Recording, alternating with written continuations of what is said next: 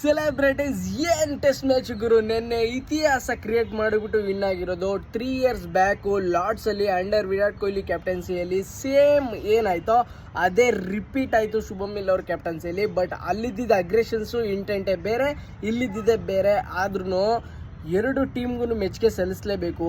Men's responsibility, men's ಈಗೋ ಅಂದರೆ ಏನು ಅಂತ ಈ ಟೆಸ್ಟ್ ಮ್ಯಾಚಲ್ಲಿ ನೋಡಿದ್ವಿ.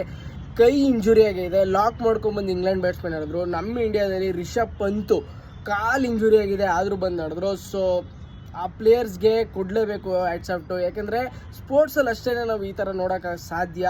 ತಮ್ಮ ಜೀವನ ಹೋದ್ರೂ ಪರವಾಗಿಲ್ಲ, ದೇಶ ಮುಖ್ಯ ಅಂತಂದ್ಬಿಟ್ಟು ಆಡೋದು ಈ ಥರ ಸ್ಪೋರ್ಟ್ಸಲ್ಲಿ. ಸೊ ಸಖತ್ ಖುಷಿ ಆಯಿತು. ಸಿರಾಜ್ ಮಿಯಾ ಅವರಂತೂ ಕ್ರೇಜಿ. ಪ್ರಸಿದ್ಧ ಕೃಷ್ಣ ನಮ್ಮ ಕನ್ನಡಿಗ ಏನು ಮೆಚ್ಚುಗೆ ಪಡಬೇಕಂದ್ರೆ 9ನೇ ವಿಕೆಟ್ ಮಾಡೋವಾಗ ಬೌನ್ಸ್ ಹಾಕ್ತೀನಿ ಅಂತಂದ್ಬಿಟ್ಟು ಸ್ಲಿಪ್ ಫೀಲ್ಡರ್ಸ್ನ ಹಿಂದೆಗಡೆ ಕಳಿಸಿ ಯಾರು ಹಾಕಿ ಬೋಲ್ಡ್ ಮಾಡಿದ್ರು. ಸೊ ವಾಟ್ ಆ ಬ್ರಿಲಿಯನ್ಸಿ. ಸೊ ಎಲ್ಲರದು ಒಬ್ರದ್ದು ಅಂತಲ್ಲ, ಎಲ್ಲರದು ಕ್ಯಾರೆಕ್ಟರ್ ತೋರಿಸಿದ್ದಾರೆ. ಸೊ ಅದಕ್ಕೆ ನಾನು ಯಾವಾಗಲೂ ಹೇಳ್ತಾ ಇರ್ತೀನಿ, ಕ್ರಿಕೆಟಲ್ಲಿ 11 players should be play in the game. ಅಂದರೆ 11 ಜನನು ಇಂಟೆಂಟಿಂದ ಆಡಿದಾಗ ಮಾತ್ರನೇ ಪ್ರತಿಯೊಂದು ಮ್ಯಾಚಿಗೆ ಗೆಲ್ಲಕ್ಕೆ ಸಾಧ್ಯ ಅಂತ ನನ್ನ ಒಪಿನಿಯನು. ಒಬ್ಬ ಪ್ಲೇಯರಿಂದ ಇದಾಗಕ್ಕೆ ಸಾಧ್ಯ ಇಲ್ಲ. ಸೊ ಸಖತ್ ಖುಷಿ ಆಗ್ತಾಯಿದೆ. ಆಮೇಲೆ ಗೌತಮ್ ಗಂಭೀರ್ ಅವ್ರದ್ದು ಎಮೋಷನ್ ನೋಡಿನೇ ನಂಗೆ ಶಾಕ್ ಆಗಿದ್ದು. ಯಾವುದ್ರಲ್ಲಿ ಏನು ಗೆದ್ದರು, ಏನು ಮಾಡಿದ್ರು ಅವ್ರದ್ರಲ್ಲಿ ಸ್ಮೈಲೇ ಬರಲ್ಲ, ಎಮೋಷನ್ನು ಬರಲ್ಲ.